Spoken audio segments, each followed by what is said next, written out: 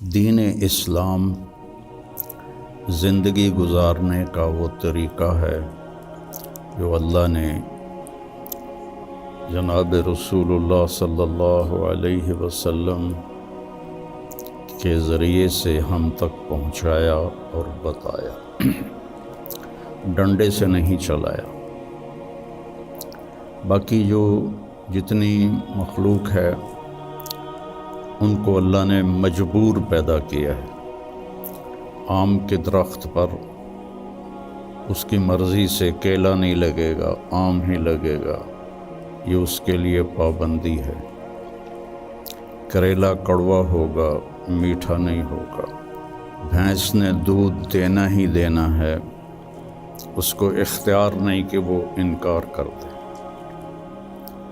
تو اس طرح پوری کائنات کو دیکھیں تو ساری کائنات اور سارے جانور، سارے جاندار بے جان، وہ ان کو اللہ نے پابند کر دیا ہے، وہ اس سے ادھر ادھر نہیں ہو سکتے۔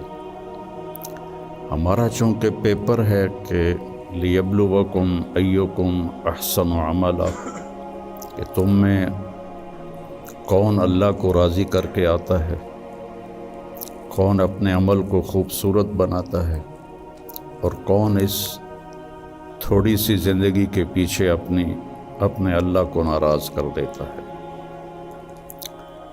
تو جب اللہ ہی نے انسان کو بنایا اور اس نے ہی چلنے کا راستہ بتایا تو یقیناً وہ سب سے آسان ہوگا۔ پوری دنیا کے نئی نسل میں ایک بات کامن ہے، چاہے پاکستان میں ہو چاہے امریکہ میں ہو، دین پہ چلنا بڑا مشکل ہے۔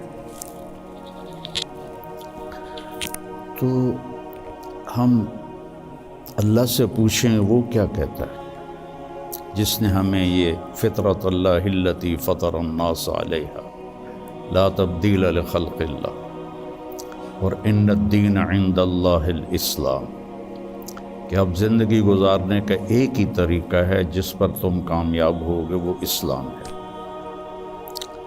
تو اللہ تعالیٰ کہہ رہا ہے یرید اللہ بکم الیسر، اللہ تمہارے لیے آسانی چاہتا ہے، ولا یرید بکم العسر، اللہ تمہارے لیے تنگی اور مشقت نہیں چاہتا۔ یرید اللہ ان یخفف عنکم، اگر اس راستے پر چلو گے تو اللہ تمہیں ہلکا پھلکا کر دے گا، تمہارے سٹریس دور کر دے گا، تمہاری یہ جو ایک اینزائٹی اور ڈپریشن کا لفظ پوری دنیا میں چلا ہے، یہ اللہ تمہارے دور کر دے گا اگر تم اسلام پہ چلو گے۔ یرید اللہ ان یخفف عنکم،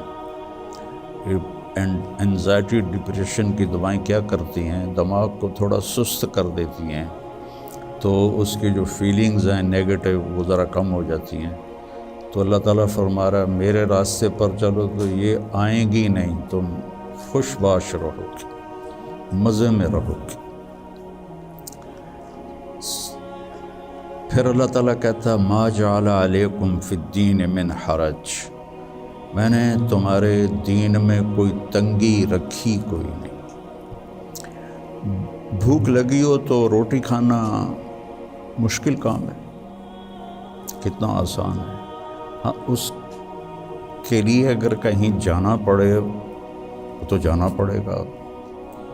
آپ لوگوں کے کھانے کا کیا باہر انتظام ہے؟ تو آپ لوگ باہر کھانا کھانے جاتے ہیں، یہاں بیٹھے بیٹھے تو نہیں آتا۔ تو اس کے لیے جو انسان تکلیف اٹھاتا ہے وہ اس کو محسوس نہیں ہوتی، تو بغیر مقصد کے جب کوئی تکلیف آتی ہے تو وہ محسوس ہوتی ہے۔ یہ میں پورا امریکہ، یورپ، آسٹریلیا، سارے بر اعظم پھرا ہوں۔ آپ کے ملک میں لائف بہت ٹف ہے، آسان نہیں ہے، بہت مشکل لائف ہے۔ تو اللہ تعالیٰ کہہ رہا ہے تم میرے راستے پر آ جاؤ، ہم تمہاری زندگی کو آسان کر دیں گے، کیونکہ اس میں تنگی ہے ہی کوئی۔ پھر ایک حدیث سناتا ہوں آپ کو، ان اللہ شرع الدین،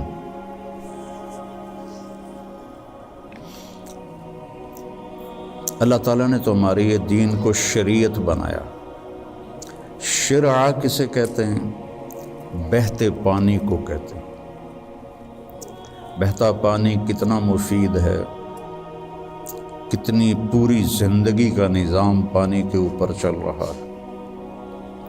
تو اتنی خوبصورت تشبیہ دی بہتے پانی کے ساتھ کہ جیسے بہتا ہوا پانی، یہ جو سمندر کے کنارے ہوٹل بنے ہوئے ہیں ان کے کرائے زیادہ ہیں، جو اس کمرے کا وہاں ویو سمندر کا ہوتا ہے اس کا کرایہ زیادہ ہے، تو پانی پر اللہ تعالیٰ نے زندگی کو چلایا ہے۔ وَجَعَلْنَا مِنَ الْمَاءِ كُلَّ شَيْءٍ حَيٍّ، اور اللہ قرآن میں کہتا ہے کہ میں نے ہر جاندار کو پانی سے پیدا فرمایا۔ تو اللہ کے نبی نے قرآن میں کہا لِكُلٍّ جَعَلْنَا مِنْكُمْ شِرْعَةً وَمِنْهَاجًا ثُمَّ جَعَلْنَاكَ عَلَى شَرِيعَةٍ مِنَ الْأَمْرِ۔ تو اس کے پیچھے وہ خوبصورت معنی ہے کہ بہتا پانی، میٹھا پانی زندگی کی سب سے بڑی ضرورت ہے۔ اس لیے سفر میں آدمی ہو اور پانی کی قلت ہو تو علماء کہتے ہیں نماز کے لیے تیمم کرے اور پینے کے لیے پانی کو محفوظ کرے۔ نماز جیسے عمل کے لیے اللہ نے صحابہ یہی کچھ کرتے تھے کہ پانی پینے کے لیے رکھتے تھے اور نماز تیمم سے پڑھتے تھے۔ تو ان اللہ شرع الدین، پہلی بشارت تو لفظ شرع میں ہے، وجعلہ سہلا، دوسری خوشخبری آسان بنایا، تیسری خوشخبری سمحا، بہت نرم بنایا، چوتھی خوشخبری واسعا، بہت کھلا کشادہ بنایا، پانچویں خوشخبری ولم یجعلہ ضیقا، اور اس میں کوئی تنگی نہیں رکھی۔ لیکن جیسے ہر چیز کو سیکھنا پڑتا ہے، دین کو بھی سیکھنا پڑتا ہے۔ یہ بڑے بڑے ٹرالے جو چلا رہے ہوتے ہیں، اتنے بڑے بڑے کروز، کئی دفعہ میں نے ان میں سفر کیا ہے، اتنے بڑے بڑے 5-5 ہزار آدمی اٹھا کے وہ جو ڈرائیور چل رہا ہے وہ دیکھنے میں کتنا مشکل ہے، پھر پانی میں بریک لگانا یہ کتنا عجیب مشکل کام ہے، لیکن چونکہ سیکھ لیا تو چلائے جا رہا ہے۔ گاڑی ایک ہاتھ سے چلا رہا ہے، دوسرے ہاتھ سے موبائل سن رہا ہے، حالانکہ پابندیاں الگ الگ کے حکومت کی، پھر بھی موبائل یہاں لگایا ہوا ہے۔ ہمارے ہاں تو موٹر سائیکل پر بیٹھا ہوا ہے، ایسے موبائل کر کے جا رہا ہوتا ہے، کھوتا ریڈی چلاتے ہوئے اپنا موبائل یہاں رکھا ہوتا ہے۔ تو سیکھنا پڑتا ہے، سیکھے بغیر تو آدمی سائیکل بھی نہیں چلا سکتا۔ سیکھنے کے لیے ہر میدان میں اللہ تعالیٰ نے محنت رکھی ہے، بغیر محنت کے نہیں۔ اب چونکہ اس محنت پہ کیا ملے گا وہ نظر نہیں آتا تو مشکل نظر آتا ہے، اور امریکہ میں جاب کرنے میں کیا ملے گا وہ نظر آتا ہے، تو اس کے لیے ایسے روبوٹ کی طرح بھاگ رہے ہیں، روبوٹ کی طرح جاب۔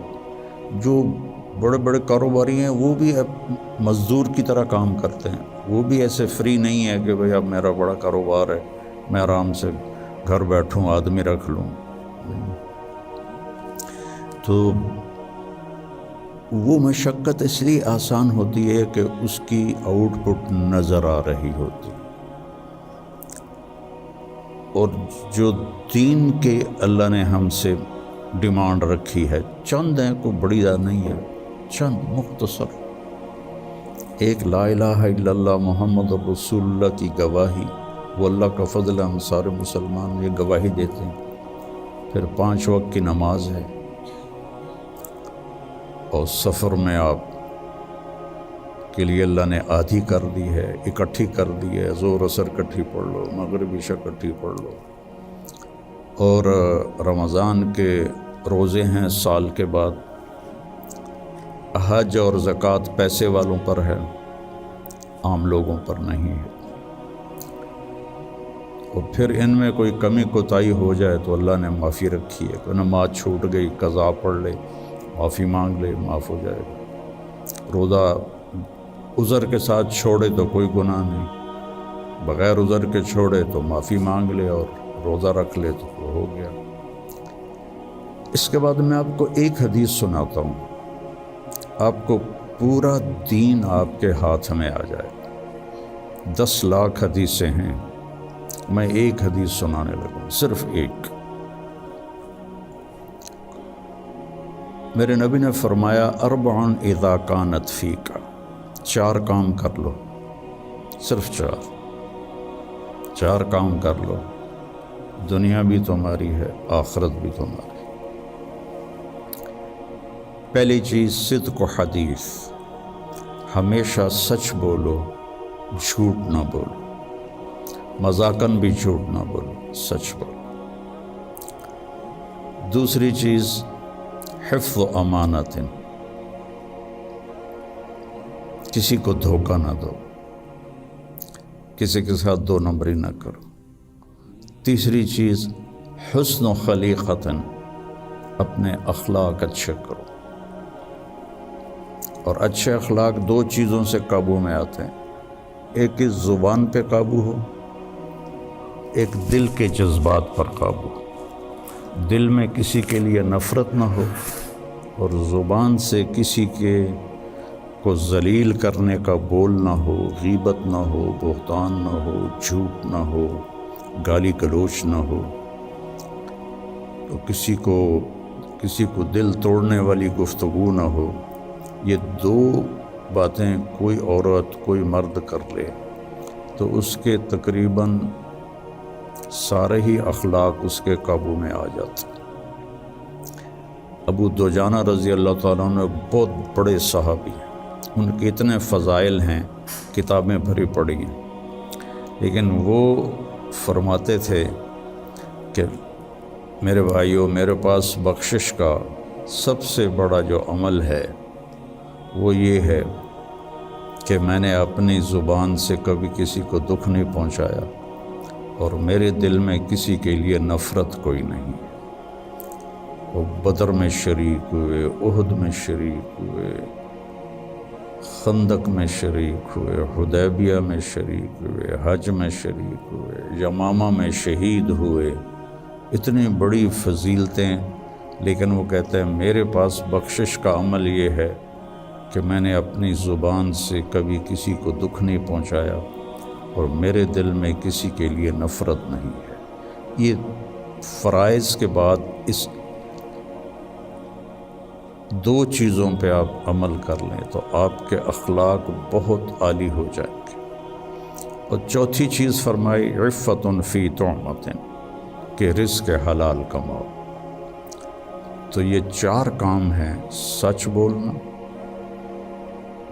دیانتداری سے کام کرنا، دھوکہ نہ دینا، اخلاق اچھے رکھنا، اور رزق حلال کمانا۔ تو ان 4 کاموں پر جہاں مرضی آپ دنیا میں زندگی گزاریں، آپ کی دنیا بھی بن جائے گی، آپ کی آخرت بھی بن جائے گی۔ تبلیغ میں اس کو سیکھنے کی محنت ہوتی ہے کہ اس میں تھوڑا وقت لگتا رہے تو زندگی کو ایک رخ مل جاتا ہے، عمل کی توفیق مل جاتی ہے۔ نماز کی شروع